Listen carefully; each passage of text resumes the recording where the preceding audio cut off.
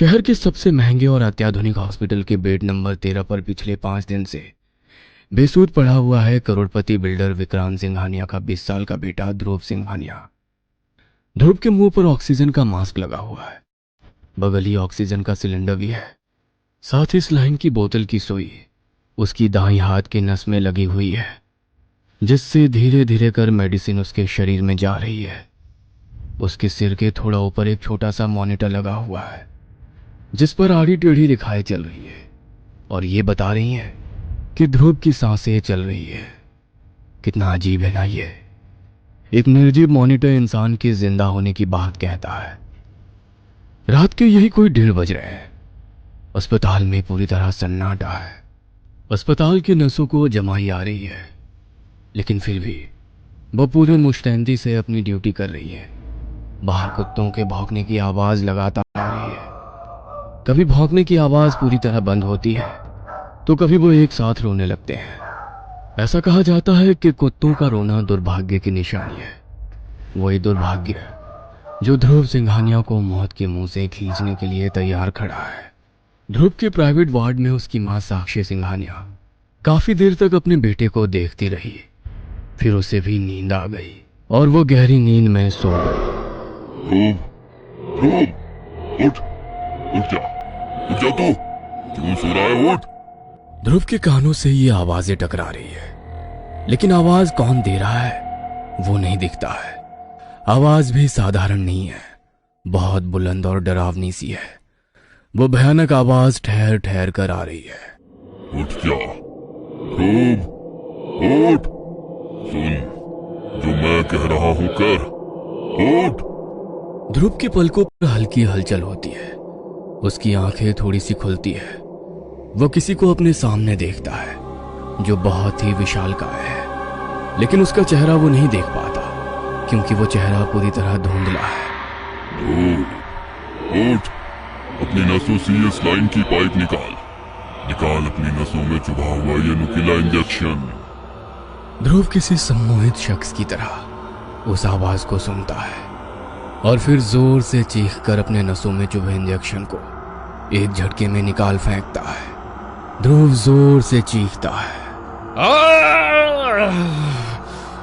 खून की तेज धार उसके हाथ से निकलकर नीचे जमीन पर और कुछ बेड पर गिरने लगती है। ध्रुव, अपनी नाक से ये ऑक्सीजन मास्क भी निकाल और फेंक दे इसे। चल फेंक। ध्रुव उस रहस्यमयी आवाज को फॉलो करता है और अपने मास्क को निकाल देता है। कुछ ही सेकंड में वह अस्पताल के बिस्तर पर किसी पर कटे पंछी की तरह तड़पने लगता है। कुछ सेकंड में वो उस तरह तड़पता रहता है और फिर बिल्कुल शांत हो जाता है। ऐसा लगता है कि सब कुछ खत्म हो गया है, लेकिन सब खत्म नहीं हुआ था। अभी तो शुरुआत हुई थी, एक भयानक शुरुआत। ध्रुव, ध्रुव, नर्स, नर्स, डॉक्टर। साक्षी सिंघानिया जोर से चीखते हुए बदहवास सी बाहर की ओर भागती है। नर्स, डॉक्टर, वो ध्रुव अपने बेड पर नहीं है। साक्षी की बातों को सुनकर अस्पताल का पूरा स्टाफ सकते में आ जाता है कि तभी 3-4 नर्सें जो चौथी मंजिल पर ड्यूटी में थी वो भागती और चिल्लाते हुए नीचे आती हैं। कोई कुछ समझ नहीं पाता। तभी एक ऐसे दृश्य पर सभी की नजरें गई जिसे देखकर सभी के दिल की धड़कन इतनी तेज हो गई कि वो साफ साफ एक दूसरे को सुनाई देने लगी। ध्रुव, ध्रुव बेटा, ध्रुव, ध्रुव बेटा। ध्रुव सिंघानिया नर्सों के पीछे सीढ़ियों से उतरता हुआ आ रहा था। उसका शरीर पूरी तरह उल्टा था। हाथ और पैर दोनों के सहारे उतरता हुआ वो काफी भयानक लग रहा था। वो अजीब तरह से गुर्रा भी रहा था। अचानक उसने कई सीढ़ियां ऊपर से ही जोरों की छलांग लगाई और वो नीचे की ओर सिर के बल गिर पड़ा। सिर के जमीन पर टकराने से पूरा सिर भी लहूलुहान हो गया। दर्द के मारे ध्रुव जमीन पर छटपटा रहा था और गोल गोल एक सर्किल में घूम रहा था, जिसके कारण एक लाल रंग का पूरा वृत्त उसके चारों ओर बन गया था। अस्पताल का सारा स्टाफ ये भयानक मंजर देख रहा था। सभी के चेहरे पीले पड़े हुए थे।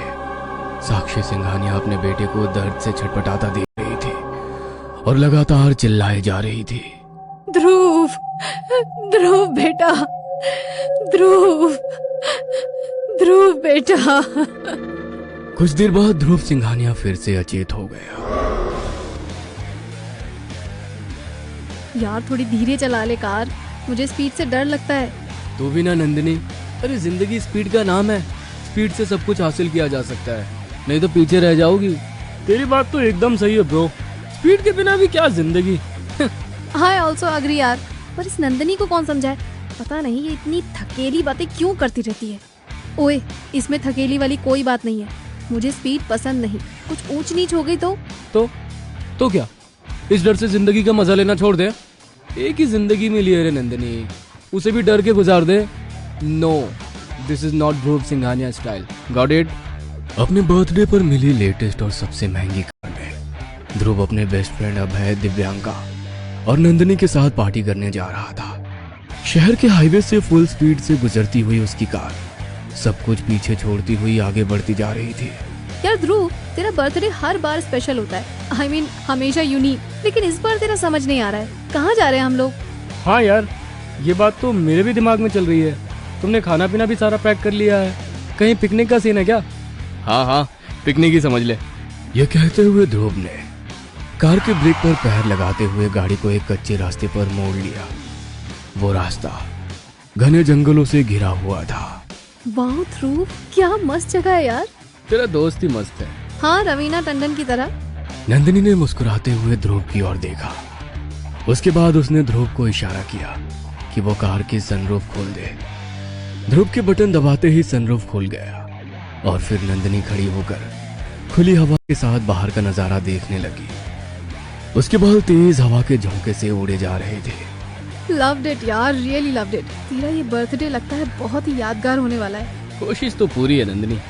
कुछ दूर जाकर ध्रुव ने अपनी कार एक लेक के किनारे रोक दी और पूरे स्टाइल में बोला, तो गाइज, ये है आज का मेरा बर्थडे स्पॉट। इतना शानदार नजारा, नेचर के पास और सामने ये लेक, ये तो सच में हेवन है यार। सारे दोस्त कार से बाहर निकलते हैं। सभी नेचर को फुल एंजॉय कर रहे थे। दोस्तों, तुम लोगों के चेहरे बता रहे हैं कि ये जगह सभी को बहुत पसंद आई है। ऑब्वियसली यार, तुम लोग सोच रहे होगे कि हमेशा 7 या 5 स्टार में बर्थडे की पार्टी देने वाले ध्रुव सिंघानिया को इस बार क्या सूझी कि वो जंगल में आ गया। हाँ, सोच तो रही हूँ, लेकिन ये जगह इतनी अच्छी है कि क्या ही कहूँ।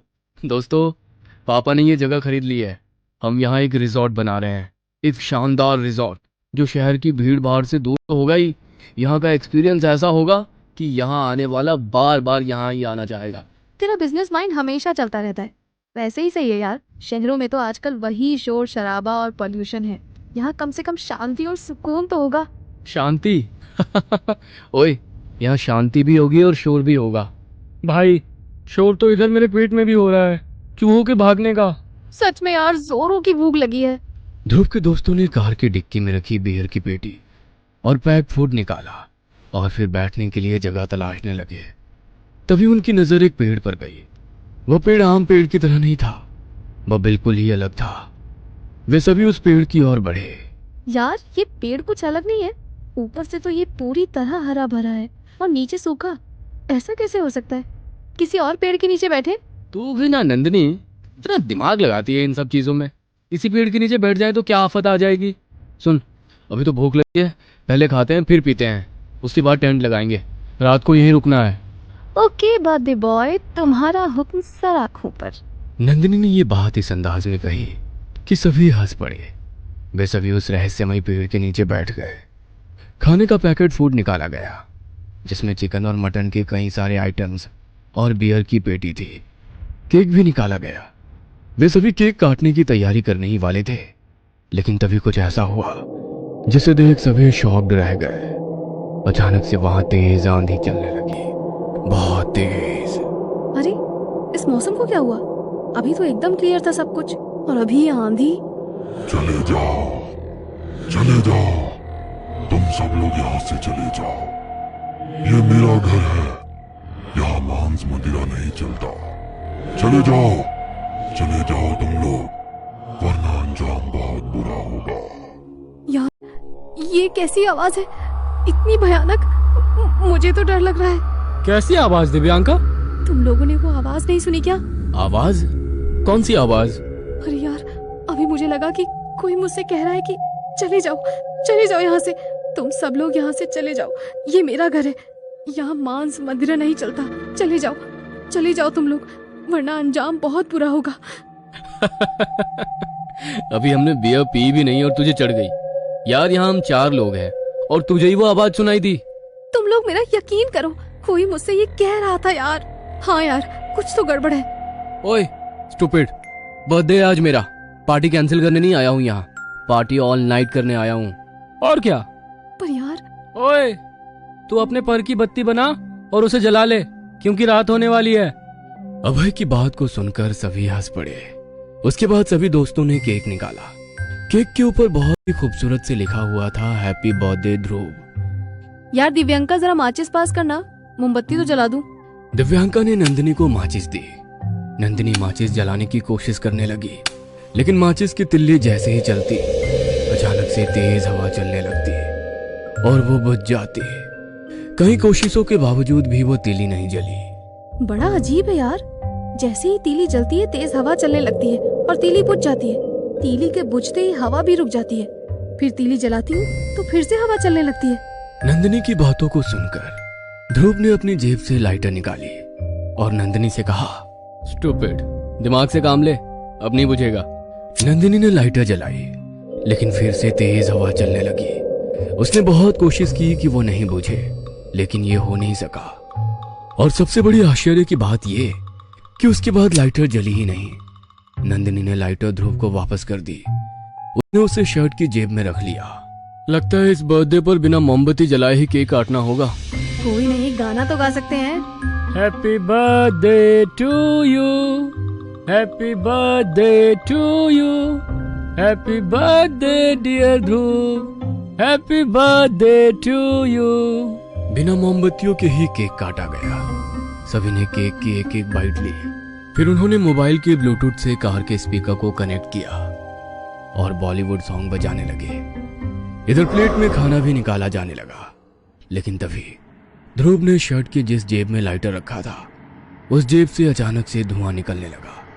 ध्रुव को इस बात का अंदाजा नहीं था, लेकिन नंदिनी की नजर अचानक से उसकी जेब की ओर गई। ध्रुव, ये तेरी पैकेट से धुआं कैसे निकल रहा है? ध्रुव कुछ समझ पाता उसके पहले ही उसके पैकेट से आग निकलने लगी। आग! अरे ये आग कैसे लग गई? ध्रुव भी पूरी तरह डर गया, लेकिन ऐन वक्त पर उसने अपनी शर्ट उतार दी और उसे दूर फेंक दिया। ओह माय गॉड, ये क्या था यार? ये आग कैसे लग गई? लाइटर तो जल ही नहीं रही थी, फिर ये कैसे हुआ? किसी को कुछ समझ नहीं आ रहा था। सभी के चेहरे पर डर साफ साफ दिख रहा था। इसी बीच ध्रुव ने माहौल को लाइट करने की कोशिश की। गाइस, जो होना था हो गया, चलो अब मूड की बैंड नहीं बजाते हैं, खाना खाते हैं। प्लेट्स में खाना निकाला जाने लगा। क्या मस्त खुशबू आ रही है यार, भूख तो और बढ़ गई है। तो पेट भर खा लेना भुक्कड़। सारे दोस्तों ने नॉनवेज खाना शुरू किया और साथ ही बियर का घूंट मारने लगे।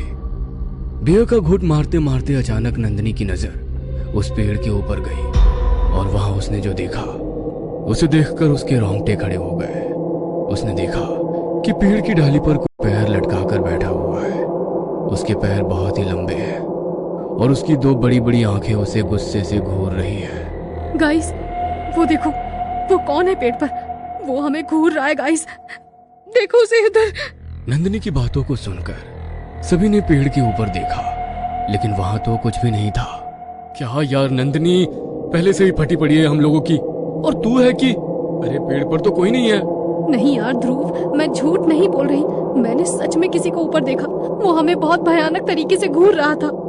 कई बार फिर से सभी ने उस घटना को इग्नोर किया और चिकन और मटन का आनंद लेने लगे। साथ ही उसकी हड्डियां वहीं जमीन पर गिरने लगे। चले जाओ, तुम सब लोग यहाँ से चले जाओ। ये मेरा घर है, यहाँ मांस मदिरा नहीं चलता। चले जाओ तुम लोग, वरना अंजाम बहुत बुरा होगा। इस बार वो अजीब और भयानक आवाज उन चारों ने सुनी। यार, ये कौन बोल रहा है? दिव्यांका, तूने अभी इसी आवाज की बात की थी ना? हाँ यार, मैंने इसी के बारे में बोला था, पर ध्रुव ने... मुझे कुछ समझ में नहीं आ रहा है। कहीं ऐसा तो नहीं कि हम लोगों को ज्यादा चढ़ गई है? नहीं यार, हम पहली बार तो पी नहीं रहे हैं। हाँ वो तो है, पर इस आवाज का क्या करें? कोई आसपास दिख भी नहीं रहा है। यार मुझे डर लग रहा है, चलो यहाँ से निकलते हैं। डर तो सभी को लग रहा है, लेकिन अंधेरा पूरी तरह घिर आया है और सच कहे तो थोड़ा चढ़ भी गई है। ऐसे में कार ड्राइव करना रिस्क नहीं होगा? तो फिर क्या करें यार? अरे रात भर की ही तो बात है, सुबह निकलते हैं ना यहाँ से। लेकिन पूरी रात कैसे काटेंगे यहाँ? क्योंकि रह रह कर यहाँ अजीब अजीब चीजें हो रही हैं। हाँ, आई थिंक इससे पहले कि कुछ बड़ी गड़बड़ी हो, हमें यहाँ से निकलना चाहिए। सभी दोस्तों ने सलाह मशवरा